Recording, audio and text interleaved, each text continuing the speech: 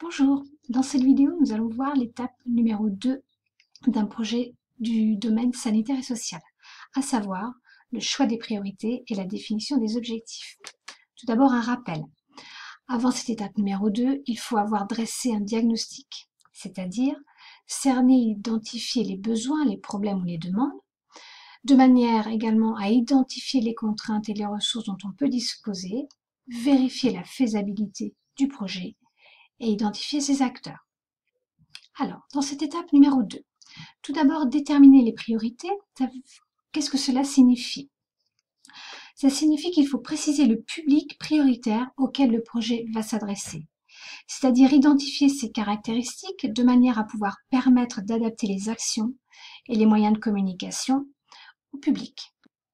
Une fois que les priorités ont été déterminées, il faut choisir les objectifs que l'on veut atteindre. Ces objectifs sont fixés au regard de la situation problème et de l'analyse qui a été effectuée dans l'étape 1. Alors, il faut savoir qu'il existe un objectif que l'on dit général ou global, qui lui porte sur le projet dans son ensemble et qui précise le résultat à atteindre par rapport à la situation problème et donc à la finalité du projet que l'on veut mettre en place ensuite.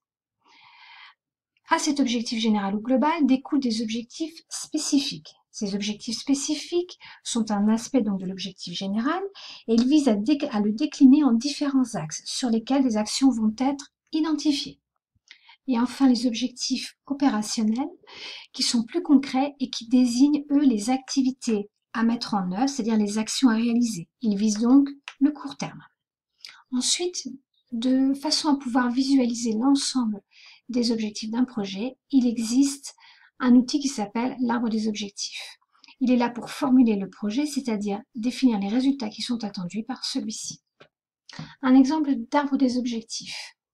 Alors, tout d'abord l'objectif général, réduction des problèmes d'audition des jeunes lycéens, qui pourrait se diviser en plusieurs objectifs spécifiques. J'en ai noté un, qui serait, par exemple, sensibiliser les jeunes aux conséquences liées à l'utilisation des baladeurs. Cet objectif spécifique numéro 1, à nouveau divisé en deux objectifs opérationnels, c'est-à-dire qui concernent directement des actions, des activités auprès ici des lycéens. Le premier qui serait de mettre à disposition un appareil de contrôle du volume sonore des baladeurs, et un deuxième qui serait l'élaboration et la distribution d'un dépliant explicatif de ces risques auprès des lycéens. Voici donc tous les éléments qui composent l'étape numéro 2 d'un projet, à savoir le choix de ses priorités et la définition de ses objectifs. Merci.